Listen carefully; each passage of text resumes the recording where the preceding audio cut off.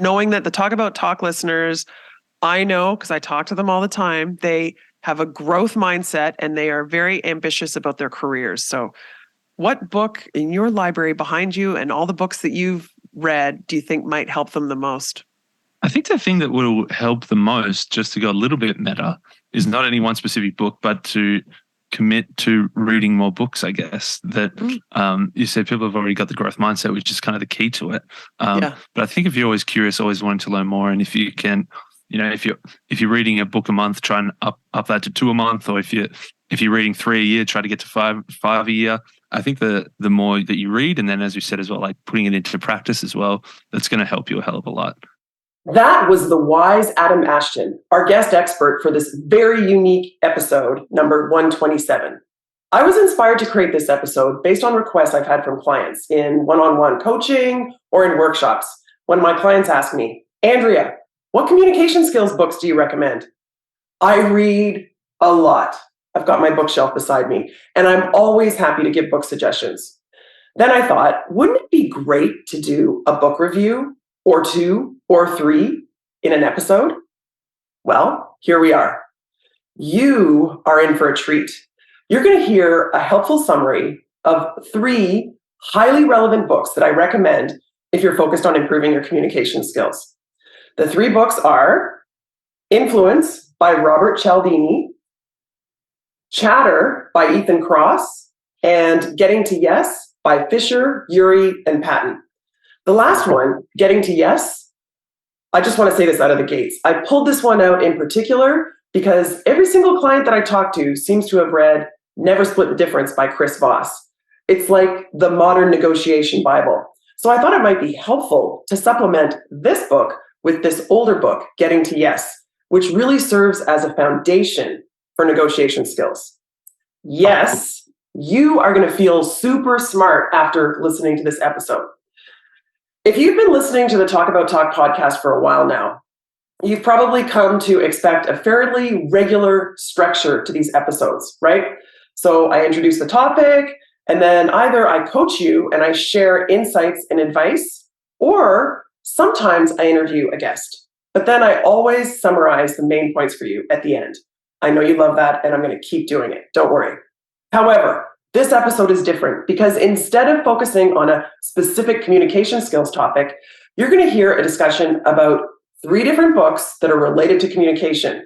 So for Influence, we're talking about Persuasion, and we're talking about self-talk when we cover Chatter, and we're talking negotiations, as I said, when we talk about Getting to Yes. You can think of this as 3 different book reviews in one podcast. This is very efficient learning for you. And by the way, this podcast is also available in video as a vidcast on YouTube. So if you tune in there, you can see me, you can see my guest Adam, and you can even see the books and my bookshelf. Oh my goodness, I haven't introduced myself yet, have I? In case we haven't met, I'm Dr. Andrea Wojnicki, and I'm your executive communication coach. Please just call me Andrea. I'm the founder of Talk About Talk, where I coach communication skills to ambitious executives. My goal is to help you establish executive presence and accelerate your career trajectory. Sound good? If you go to the talkabouttalk.com website, you'll find many resources to help you out. There's information there about one-on-one coaching, online courses, corporate workshops, the archive of this podcast, and I really hope you'll sign up for the email newsletter. That newsletter is your chance to get communication coaching from me every week. Okay, I mentioned this a few weeks ago. I'm slowly upgrading the Talk About Talk website, and there's a new section there now under the About tab where you can find my recommendations for you, including my top 10 books that I'm constantly recommending to my clients. And because you're listening to this podcast, I'm going to guess that you have a growth mindset and you might even read a lot of books. Welcome to the club. Okay, let's get into this. Here's how this episode is going to unfold. First, I'm going to introduce Adam Ashton. Then we're going to get right into the interview. There will not be a summary at the end. It's okay, because these are book reviews and you do not need a summary of a summary, right? But as I said, I encourage you to check the show notes underneath this episode or on the talkabouttalk.com website. There are links there to each of the 3 books, plus all of the other books that we mentioned, and we do mention a few. Okay, in preparation for this interview, Adam and I both had some homework to do. Yes, we're doing your homework for you. We both arrived with 3 points we want to share with you about each of the 3 books. Of course, the power of 3, always, right? So I said to Adam, these 3 points could be anything from a key insight that you want to highlight or a suggestion for how we can apply the learnings from this book to our communication skills, and even whether or not we like the book. And in case you're wondering, I am only reviewing books that I personally recommend. These are the books, as I said, that I end up recommending to my clients all the time. So my opinion of each of these 3 books is very high. But as you're about to hear, Adam's opinion can definitely be different. All right, let me tell you about Adam. Adam and I met 5 years ago when we were both participants in Seth Godin's inaugural podcasting fellowship. This podcasting fellowship brought together a group of hundreds of podcasters and wannabe podcasters like me from all over the world, including Adam Ashton in Australia and myself in Toronto, Canada. As we were going through this journey to build our podcasting skills, a few of the people in this fellowship stood out for me, of course, as exceptional. And guess what? Adam was one of those people. So I wasn't surprised that he created an incredibly successful podcast focused on, can you guess? Books. He's also a genuinely good guy. And as you'll hear in a minute, he has a very infectious laugh. He is still laughing despite being a sleep-deprived parent of a newborn. And I learned that in the interview. I had no idea. Anyway, Adam's podcast is called What You Will Learn, where he and his co-host read a book every week, and then they share what he calls the best bits and the biggest lessons. After almost 7 million downloads, yes, 7 million, they compiled the best bits of this podcast into their first book called They Never Taught You. That was 2 years ago in 2021. Then just recently, they published a new book called Attitude, where they compiled insights about the attitude from some of the books, and then they distilled them down into 5 simple lessons. And the lessons are vision, change, learning, fear, and boldness. Sounds good, doesn't it? I can't wait to read it. Now you see why Adam is the perfect guest for this episode. Here we go. Let's do this. Let's talk about talk. Adam, thank you so much for joining us here on the Talk About Talk podcast for the first time for a book review of 3 books. Fantastic. I'm nervously excited to be here. I remember listening to your podcast in the early days, so I'm glad to finally be a part of it. Oh, I am honored to have you here, Adam. I know your podcast is very successful, and to be honest, I'm a little bit nervous too, but as I shared with you just a minute ago, I'm really, really excited. So let's get right into it. Adam and I have decided on 3 books that would be of interest to Talk About Talk listeners. They are Influence, Chatter, and Getting to Yes. So we're going to attack them in that order. And I'm going to start by sharing a little bit about the author, a really, really brief summary, just so if you haven't read of or maybe even heard of the book, you'll have the general gist of what it's about. And then we're going to jump in, and Adam and I separately have prepared independently 3 points. If we were just talking about the book ourselves, 3 points that we want to make and share with the listeners. And we talked about this offline. We both have notes. We are prepared for this. So if you see us looking down at our notes, that's why we're looking down. So I guess we're ready to get started. Are you ready, Adam? I am ready. Okay, so the first book is by Robert Cialdini. I've got it right here. It's called Influence, New and Expanded, The Psychology of Persuasion. And this book is written by Robert Cialdini. He's a psychology prof at Arizona State University, and he's known as the godfather of persuasion, due in most part to this book, which he first published in 1984 And I was telling Adam that I definitely read it in the 80s. And then I also bought it again in 2001 for this is the book that I bought over 20 years ago. This is the third edition, which is much thinner. We'll talk about that in a minute. But that original book and the subsequent version of it, the new and expanded version, are based on mostly research that Cialdini did in his role as a psychology academic, where he worked as a car salesperson, a fundraiser, and in telemarketing to really understand the dynamics of persuasion, which to me is fascinating. And so he came up with, at the time, 6 ways to garner influence. And I am going to look at the camera and see if I can remember what they are. It's consistency, likability, authority, scarcity, social proof, and reciprocity. And then in this most recent version, he added unity. And I'm going to tell you how I remembered what those were in a minute. But with that background, Adam, what do you think of this book? I think this is phenomenal. I read this probably not quite as early as you did in the 80s, but I read it probably 2017, and it went straight to my sort of top 10 best books I've read of all time. And I'd say it's pretty close to staying there ever since.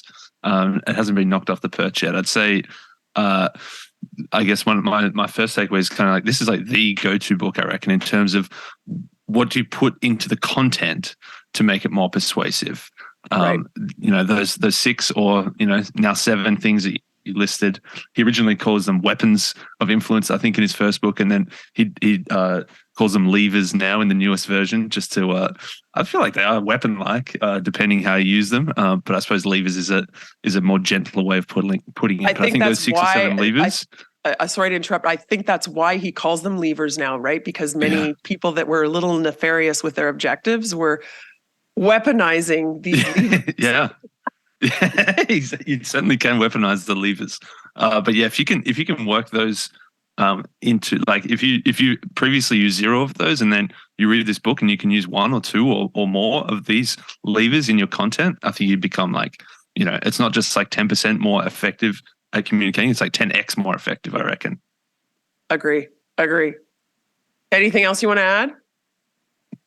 There's the 2, I guess, when you ask for 3 things, the 2 that always stand out for me as my number 2 and my number 3 is, I always remember the foot in the door and the door in the face. I don't know why they always stick out to me as good ways of sort of remembering these. So the foot in the door is linked to that sort of commitment and consistency lever that you mentioned, where it's, you know, you start with something small. You know, it could be a very small favor, or, you know, you could be giving away something for free, or even a loss leader that you sell. And that foot in the door is saying that if somebody does something small once, they're much more likely to do something bigger later. If you ask for the small favor now and they do it, all of a sudden they become the type of person that does favors for you. You're someone worthy of doing a favor for. And then the next time you ask a bigger favor, they've kind of already done something. So they'll probably do something more later. So you can kind of build it up from there. So I always remember the foot in the door. That's a great one.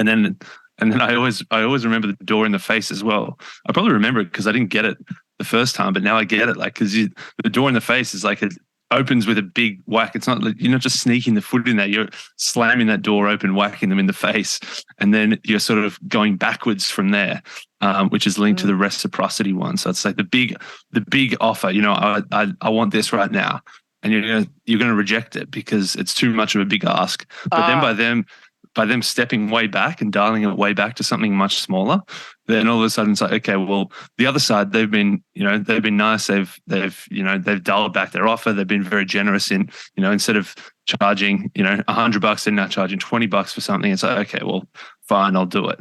I'll reciprocate as well. I'll sort of come to the table and play ball. So I kind of remember those 2, the foot in the door and the door in the face, for different scenarios of achieving a similar thing. Sounds a little bit like foreshadowing for Getting to Yes, which is the third book we're going to talk about, right? Like negotiating. Absolutely. You get your foot in the door and then you get the door in the face. It. Yeah, I love that too. So my 3 points were just, number 1, that this is the classic influence Bible. Like, it really did position Cialdini as the godfather, as I said, of persuasion.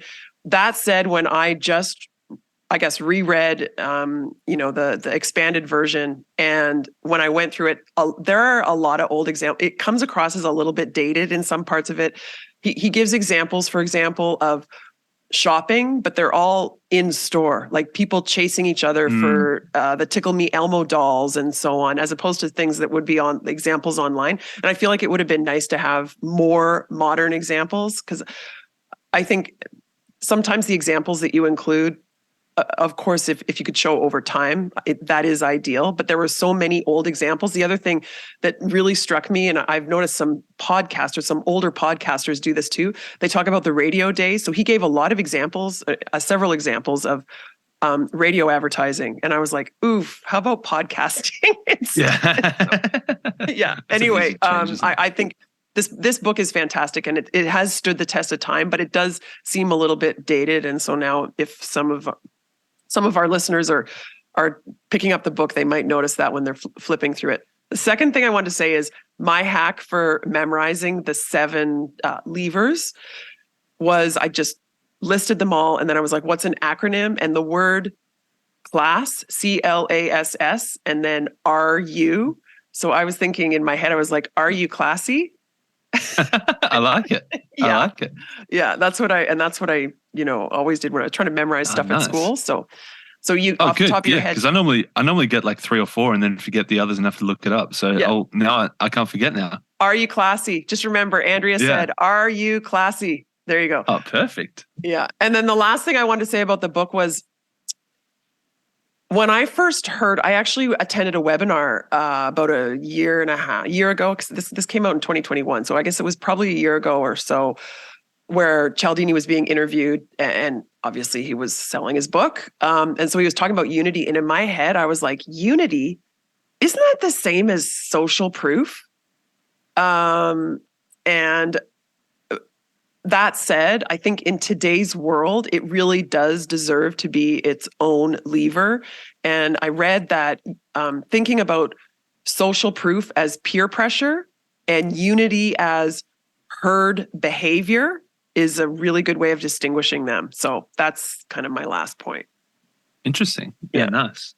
On that first point about the datedness of it, I feel like I'm kind of resistant to the new version as well because of that. Like the old version, when you know it's old, 30, 40 years old, and the examples are 30, 40 years old, that's fine. That's good. But when it's meant to be new and then you're still talking about the old stuff as well, I feel like, I don't know if it was a cash grab or if you had more to say or what the reasoning for it. Obviously, it's a super popular book, so why not make it a new and updated edition? But this is how thick how thick the first version was, and this is right. It's twice as thick. Honestly, I'd recommend people read the older version. I don't know if you think the same. Yeah. So I think as a marketer also that the world of commercial transactions and interpersonal communication and broadcast media has changed so much because of the internet that I think in order to stay relevant, you really do need to put some new examples in there. So yeah. His, interesting. Have you read his other book, Persuasion? I feel like I might have, but I think it must have come out somewhere around like 2017, 2018, maybe. Yeah, no, actually, no, I didn't. I remember seeing the cover of it, and Did you read it? Yeah. I'd definitely recommend that, as it's influence is like a 10 out of 10. Persuasion is like a 9 out of 10. Okay. Which is still very, very high. It's just not quite as at influence levels. But the influence is obviously all about the content, the things that you put into the message, and then Persuasion is about the context. So it's sort of more about the delivery and a bit of priming and stuff like that. That sounds like something that I absolutely have to read as a communication coach, right? Oh, yeah. Ooh. Yeah. The drawback is as well, some of the examples are a little dated in the sense of like talking about some early website it's obviously the research she did was probably from the early 2000s, and like when you see the websites, you're like, that looks like a website from the early 2000s, even though the book was from like 2018. But so that's probably the only drawback. But I think like they work very well hand in hand. Oh, okay. The two books. Okay, so now our I listeners definitely want to add to the list. Now they have supplementary reading. I love it. And you have such they thought a they were getting fantastic 3. laugh, Adam. They're going to end up with like 10 or 12 by the end of this episode. You have a fantastic laugh. I love it. Okay. Thank you. We're going to move on now to the second book in our list, which is Chatter, The Voice in Our Head, Why It Matters, and How to Harness It. So this book is written by Professor Ethan Kross, who is a psychology professor at the University of Michigan, and he studies introspection, which I think about a lot. And this book was published a couple of years ago, also in 2021. And it's really a book about our self-talk, the voice in our head, which often sounds more like a critic, right? He uses the word rumination a lot, which I love because I think it just rumination sounds like so negative, and it describes how I feel when I'm ruminating. Do you know what I mean? And he shares all sorts of research. So much of it is primary, his personal research that he's done, right? And also from other sources. And then he shares strategies to help us overcome negative self-talk, as he calls it. So this is one of my favorite books on the planet. I'm just going to start by saying, I was thinking before we logged into this conversation, Adam, if I had to choose 3 books that were my favorite of all time, this is definitely one of the top 3. Wow. I believe that people who read this book will be affected. So, and there's a quote just inside the book by Adam Grant, who I'm also a fan of. And he says, quote, I'm reading this quote, "This book is going to fundamentally change some of the most important conversations you have in your life, the ones you have with yourself." So, and so not only is the topic helpful though, and important in our lives because of the context of our self-talk, like we're constantly talking to ourselves, right? But I think the way he wrote it is also just simply put, like it's helpful in every way. So it's a common issue. He provides academic research to provide guidance for us. It's written in a way that's accessible. And there's a beautiful summary chapter at the end with literally a list of, I think it's like 13 things for you to consider. And so I listened to the book and I read the book, and he says at the end, like, no one's going to do all 13 of these or however many there are, but if you can choose 2 or 3 that resonate with you, it'll make a difference. And I can tell you that as a fact, because that's what the research says. And I was just like, oh my God, he's really trying to be helpful. So that's my first point. My second point is that I recommend this book quite often to my clients who are suffering from confidence issues. And nowhere does he say this explicitly, but this book is really helpful for talking yourself out of imposter syndrome. So if you can apply the learnings from this book, you can, I believe, and I can share some specific examples of how things that he recommends could do that. But this book is, if you're suffering from imposter syndrome, or if you could use a confidence boost, this is a fantastic resource for you. And being faced with confidence issues is one of the most common questions that I get as a communication coach, right? They're like, I feel, like they'll use the word, I feel like an imposter, or they'll say like, I feel really nervous and I don't have the guts to speak up, or however they're saying it. And the contents of this book will help with that. And I prescribe it, and people do love it.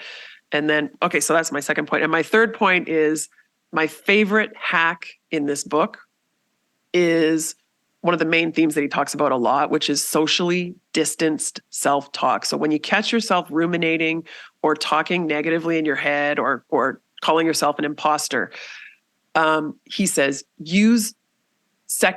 say your name and talk to yourself in second person. So, Andrea, you've got what it takes. Andrea, you're prepared. Andrea, you got this. So talking to yourself like that his research shows, because they experimented, like using first person, second person, third person, or using a mantra, or using this or using that. Talking to yourself in second person, so say your name and then you and then da da da da, is, for many of my clients, honestly, life-changing. They're talking to themselves as if they are their own best friend, and it's working. So that's my point number 3.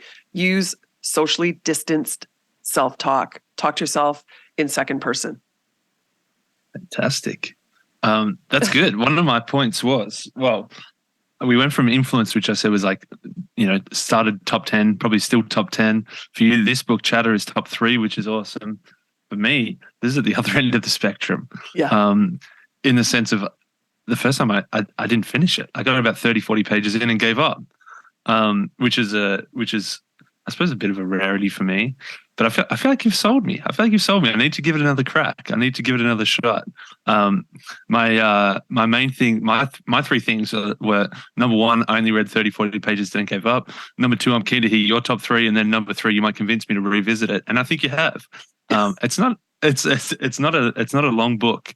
It's like 170, 180 pages. So yeah. The one thing I want to add, aside from my own sort of negativity, is I actually see this one pop up a lot, of friends talking about this or posting about this who aren't, necessarily book readers, or like, I don't know them through being book people, but I see them. It's like the only book that they've ever posted about. So it must be something, isn't it? If someone who's not posting about books all the time decides that this is the one book that makes them want to post about, hey, everyone should read this book, it changed my life, I think that's a pretty good sell. That is a very interesting observation. And I would love to be inside your head, Adam, when you were deciding to put the book aside after 40 pages. Yeah. I know from my own experience and talking to others, you just have to be in the right mindset sometimes. And I've reread books that, at one point were my favorite book, and then I tried reading again and I was like, ugh, I don't see what I saw the first time. And vice versa. I've, because of recommendations, gone back to a book and then realized it was better than I thought. So I think it depends on. I think my guess is, I think because it was kind of new, it was pretty popular. I saw people talking about it. I was like, oh, well, I have to read this book. And because I felt like I had to read it, I was like, this isn't what I was expecting, and then put it down. Whereas I feel like if I at some random point in the next 6 months see it on the shelf, I'm like, I kind of want to read that book now. I feel like if I want to read it versus have to read it, then I feel like maybe I'll be more open to it. And then and we might come and talk another time. I'll be like, hey, that was a top 3 book for me. I don't know what the hell I missed the first time. That's funny. Well, if you do read it again, no matter which way it goes, you got to tell me, okay? So I'll let you know. Okay. Okay. Moving on to the 3rd and last book. Oh, I have it here. Getting to Yes, Negotiating Agreement Without Giving In. So this book was originally written by Roger Fisher and William Ury, who co-founded the Harvard program on negotiation. And it was originally published many decades ago, over 40 years ago in 1981. And the newest edition adds a 3rd author who's also at the Harvard program on negotiation, with Bruce Patton. And I thought it was really interesting, actually, in the preface, how they talk about how he's not just like an add-on. He actually did significantly contribute to this latest edition. So that said, before he joined the crew, Fisher and Ury are known as the godfathers of negotiation. Just like I actually read this online. They are the godfathers of negotiation, just like Cialdini is the godfather of persuasion, right? So here we are reading the godfathers.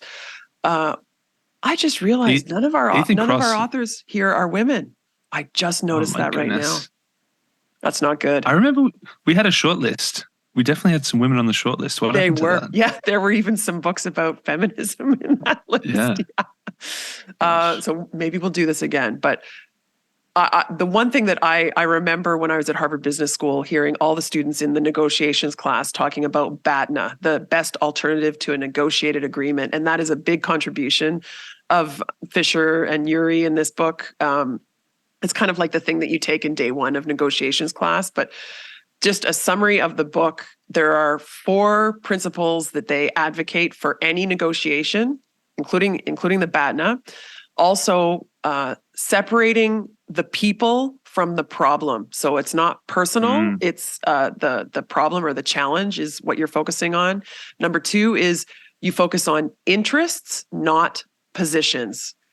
And that's when you may find more overlap. And I think that one is gold. I literally used that one yesterday when I was negotiating with someone, and I realized I'm thinking this, she's thinking that, and then hang on a second, there is overlap if we just redefine this a little bit. And so that's gold. And the third one is work together to invent options that will satisfy both parties. It kind of flows nicely from that second one. And the fourth one is insist on objective criteria. So when things start getting subjective, or you're not really focusing on criteria and tracking them to those are the principles. Do you want to go first, Adam? Yeah, you go first. The first thing that I took was the idea that they call it positional bargaining, and they say that's the worst way to get a deal, which is kind of the standard. If anyone thinks about a negotiation, right? Positional bargaining, I guess, is where the first thing that comes to mind, where person A wants this, person B wants this, and then you kind of fight to meet somewhere in the middle. And of course, that's the worst way to go about it, they say, because firstly, even if you're not super strongly tied to your position, like if it was just a rough idea of what you wanted, the more you fight for it, the more you dig in your heels and want that thing, even though you might not have wanted it in the first place. Right. So I guess the act of trying to fight for it makes you think you want it, even if you didn't want it. Yeah. Also, it means that by meeting in the middle, both of you lose, really. Like you're both not getting what you want, which is why they're saying that, just fighting over positions is the worst way to do it. You need to follow those 4 steps to kind of step away from the positions, to both try to get closer to all of what you wanted. Yeah, you know what? As you're describing it that way, Adam, you just described that very eloquently. It made me think that yesterday when I was in this negotiation, I was advocating for something on behalf of my daughter and with her school, but this situation had escalated, right? And I was talking to them, and I actually brought it back to first principles. I was like, here's why this is important to me, and here's what I really want, not you have to do this, right? And they're like, no, we can't. I'm like, yes, you can. It was very like, here's why, here's what we're thinking. And then they said, well, here's why we don't think we can, but actually, and then bam. Yeah. It works. It works. And that's perfect, because you kind of did all those steps in one, almost like you were stepping away from the people versus the positions. Like, you're not, just because you think this and they think this, they're evil, you're good, you're fighting, everybody's against each other. As soon as you kind of step away from that and realize, hey, we shouldn't be fighting over this. This is actually what I want, even though there might be some other way to achieve it, even if you don't think we can do it exactly this way. And then you kind of sitting on the same side of the table, working together, rather than head to head trying to battle to get what you want. So I think that's perfect. I think the second thing I remember is a story that kind of illustrates this. A pretty cheesy story, but it always sticks in my brain, about 2 kids fighting over an orange, and they say, no, I want the orange. No, I want the orange. So they cut it in half and take half each. And then one kid bites into the orange, he eats the fruit and throws away the skin. And the other kid peels off the skin, uses it to bake a cake, and throws away the fruit.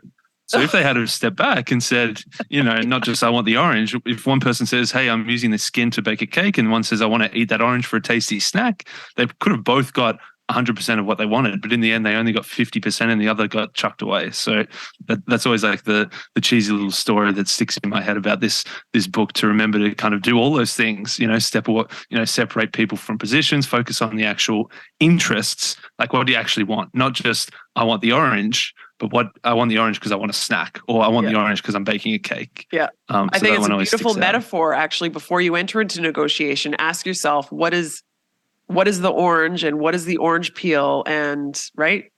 Yeah. Yeah, exactly. Yeah. And then the third thing is I guess just, we've been talking about negotiation, and you probably typically think, buying a house or buying a car or negotiating for a pay rise. But really negotiation is a lot broader than that as well. It could be as mundane as discussing with your partner, what are you going to eat for dinner, or what restaurant are you going to go to? What movie you're going to see. It could be discussing with your kids who's doing what chores this week. All these things, I think, are negotiations that we can apply these principles to. So, Adam, that was my number one. And they Nice. say this in the beginning and at the end. We're all negotiating all the time. You don't need to be a union leader. You're negotiating with whatever, your kid's school, with your kids, with your partner, with your boss, with your friends, with your husband, and negotiating is a life skill, whether you consciously think about it or not. So reading this book can help you with life. How how convincing is that? That was my first point. I started really general. Nice. My second point was I really respected how the authors said again and again that one of the tenets or principles of their framework is not hiding anything from the other, right? Like you're not deceiving or hiding anything.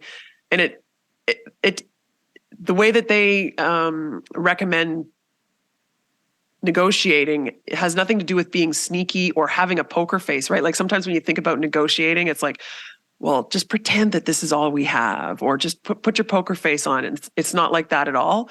It's actually, in fact, the complete opposite as far as they're concerned. It's about, here are the principles that we're going to use to negotiate. And can you agree with these? And in fact, they say that if you can't get the other party or parties to agree, that you shouldn't negotiate, you shouldn't participate in the negotiation at all if it's a formal negotiation, right? So I thought that was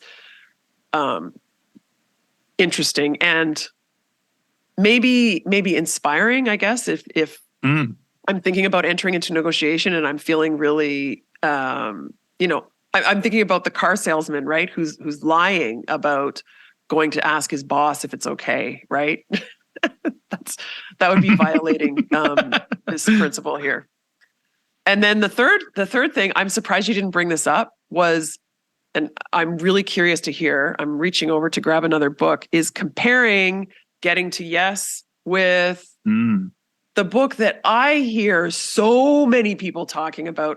My clients say to me, do you have any books to recommend, Andrea, in terms of communication skills? I mean, other than Never Split the Difference, everybody's read that. Right? They always say that. He must have sold millions and millions and millions of books. Yeah. So well. I'm going to start this off and then I want to punt it back to you. But my read of Never Split the Difference is really more about scripts and questions to ask, exactly what to say when the other one offers something, how to get to a yes, how to get to a no, and framing a no and all that stuff, right? Versus Getting to Yes is more about the principles of negotiating. That was my take on the main difference. I think they complement each other quite beautifully, actually. There is some redundancy, of course, but they're mostly quite different from each other, but they complement each other. What do you think? Yeah, I think the Getting to Yes is, you can tell one's written by Harvard professors and one's written by a hostage negotiator. That the Getting to Yes is, we talked about the formal 4-step process, and here's the things that you need to follow to do it, very structured and rigid, and negotiating before the negotiation about how you're going to negotiate. All that stuff is perfect for the classroom and for most standard negotiations, whereas then Never Split the Difference kind of takes it a little bit more real world, where he's talking about someone's robbed a bank and they've got 15 hostages inside. You're not going to think, okay, let's negotiate about how we're going to negotiate this negotiation. It's a lot more about the I think it's also a lot more about sort of the interpersonal side of things as well. Yeah. Never Split the Difference. So a lot more of the sort of real world tangible stuff about how you talk as well, or how you talk, or how you even a little bit of nonverbal communication stuff as well. Yeah. So I think they work very well together. And then if we're talking about supplementary reading, just to add another one to the list as well, the follow up to Getting to Yes is Getting Past No. So it obviously, the first one you're talking about getting to yes. The second one is okay, well, you didn't get to yes. It ended up as a no. How do you keep going to get past no to get back to that yes? Which You mentioned about how it started with 2 authors, it went to 3. Getting past no is only one of the 3. So I don't know if they split up or what, and one went their own way and just did a solo book.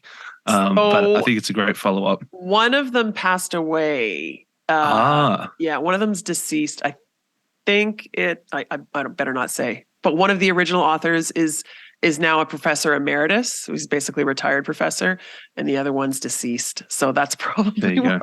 That's probably why there's only one author. Yeah, that makes sense. But yeah, I think sort of all 3 of those, if you're really looking to go from a 1 out of 10 negotiator to a 6 or 7 out of 10 negotiator, I think definitely read those 3 books. And then if you want to get to a 9 or a 10 out of 10, obviously the only way is then to actually practice in the real world. But getting all those 3 books inside your brain and then practicing with it, you can really improve your negotiation skills. And if we're thinking about like return on investment, 3 books might cost you $70 to $100, might cost you 20 to 30 hours of reading. If you can then negotiate a better deal on your car, negotiate a pay rise, you can eat more of the dinners that you want to eat because you're negotiating with your partner every night. Maybe that improves your life a hell of a lot. I think I love this point, Adam. Oh my goodness. Okay, I've got something to add too. What if you took the 7 levers that Cialdini introduces and use them in the negotiation, using the scripts provided in Never Split the Difference and the principles provided in Getting to Yes? I think the world is now your an 11 oyster. out of 10. Yeah. Okay. Don't even get me started on Persuasion about how you set the context of it then. Yeah. Oh my goodness. Oh my goodness. And then if anything does go wrong and you're ruminating about it, then you just read Chatter. Oh, perfect. And suddenly you are the happiest and most successful self that you could be. I think that's a fantastic place to stop. I think so too. Are you ready for me to fire the 5 rapid fire questions at you? Oh, yeah. Okay. Yeah. We're going to make this rapid. Number 1, what are your pet peeves? Poorly structured documents. It doesn't have to be well written. It just needs to be clear. Nice. Oh, I have a book for you on that. Have you read Smart Brevity? No. That sounds right up my alley. Yes. They actually have formula in there for structuring everything from emails to documents I'm to sold. Everything. Yep, you're gonna love it. It's very easy read, written by the 3 founders of Axios. So, question number 2: what kind of learner are you? Visual, hence the annoyance at poor structure. I think, and obviously being a book reader, I think definitely visual. Okay, excellent. Me too. Question number 3: introvert or extrovert? I think I'm sort of an extroverted introvert. I think I'm probably like 70-30 towards introvert. Okay. You're an ambivert, which is most people. I ask it that way to be provocative, but most of us are in the middle, and that's an ambivert. Okay. Middle. Yeah. Question number 4: your communication preference for personal conversations. What's the media that you like, or the app or the platform that you like to use to communicate with your friends?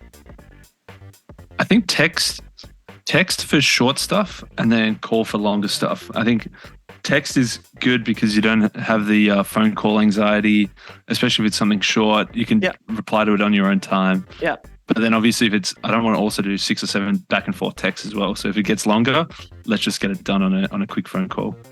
Very pragmatic. Okay. The last question that I have for you, I'm really curious about this one, is what podcast do you find yourself recommending the most lately? That was the hardest question. Because I want to say What You Will Learn, our own podcast, but I don't really recommend it. I think it's I don't think I've ever recommended someone listen to it, actually. I was going to say, not including my podcast and your podcast. I should have said exactly. That. I also listen to a lot of weird stuff. Like I'm obsessed with Survivor and Seinfeld. So I listen to a lot of Survivor podcasts and Seinfeld podcasts. But probably Probably 3 books by Neil Pasricha to do it. Very prescient for this topic as well. That we did 3 books. Yeah. He interviews people about what are their 3 most formative books. Yeah. Okay. That's very appropriate. Okay. Is there anything else you want to share with listeners? Maybe it could be anything about one of the books that we just talked about, or another book that you might want to recommend. So knowing that the Talk About Talk listeners, I know because I talk to them all the time, they have a growth mindset and they are very ambitious about their careers. So what book in your library behind you and all the books that you've read do you think might help them the most? I think the thing that will help the most, just to go a little bit meta, is not any one specific book, but to commit to reading more books, I guess. That you say people have already got the growth mindset, which is kind of the key to it. But I think if you're always curious, always wanting to learn more, and if you can, if you're reading a book a month, try and up that to 2 a month, or if you're reading 3 a year, try to get to five a year. I think the more that you read, and then as you said as well, like putting it into practice as well, that's going to help you a hell of a lot. I could recommend hundreds of specific books, but I think the recommendation is just to start reading more things that you want to read. Yeah. Yeah. So I am going to add one other question, just because I know my readers want to know this, and I also really want to know this. Do you have any tips for devouring books more at a faster pace without compromising kind of what we're internalizing? Do you listen to them? Do you read them all? Do you buy hard copies? What time of day do you read? Do you have rules about when you read or don't read? Like, how can we become more productive readers? Yeah. Well, I probably also need to work this out. The last 3 months, I've read the least I've ever read since I started reading, I guess, because I just had a new daughter, a 3-month-old who's taking up a lot more time. So all that reading time has very quickly disappeared. Yeah, you're going to be reading different books, Adam. You're going to be reading these children. Yeah, exactly. Congratulations, by the way. I didn't know that. Congratulations. Yeah, thank you. So I need to work out how do I read as well. I think the main one for me was to... Previously, I used to see reading as like a specific extra activity, I guess, where you're like, okay, at the end of the day, I'm in bed and I've got to read for 30 minutes, or like something that you specifically set time apart for, which for some people, that's important. Like you have to like structure it that way if you're going to do it. Like you have to, put it, prioritize it in that way. But for me, it was more about the incidental stuff. It was more about you're on the train and so you squeeze in 15 minutes, or you're waiting in the dentist's office and so you can squeeze in 8 minutes, or you've just finished whatever report you're going to do and you need to have a quick break and then you can squeeze 12 minutes of reading in there. So for me, it was just kind of fitting in the incidental stuff, and also probably if you get 30 or 40 pages into a book you don't like, then put it aside and pick up something else that might keep you going a bit quicker. Yeah. Life is too short to finish a book that you're not into. I agree. I used to be, as soon as I read page 1, I was reading all the way to the end. But so it took a long time for me to be like, okay, no, I don't have to. I can put this one down. Yeah. Okay. Well, Adam, I have to say this honestly was even more fun than I thought it was going to be. I learned some. Like I said, I love your laugh, and I appreciate your insights that you shared with the listeners and with me. And I just want to say thank you so much. Thank you. It was great fun. A nice new format. Put me on the spot, revisiting a few old books that I hadn't read for a long time. And then also inspiring me to revisit a book that I half read or maybe 1/8 read. And maybe now I can go and pick it up again and finish it off. Yeah. Great. Thanks. And I hope we can do this again, Adam. Thank you so much. Amazing. Thank you. Bye.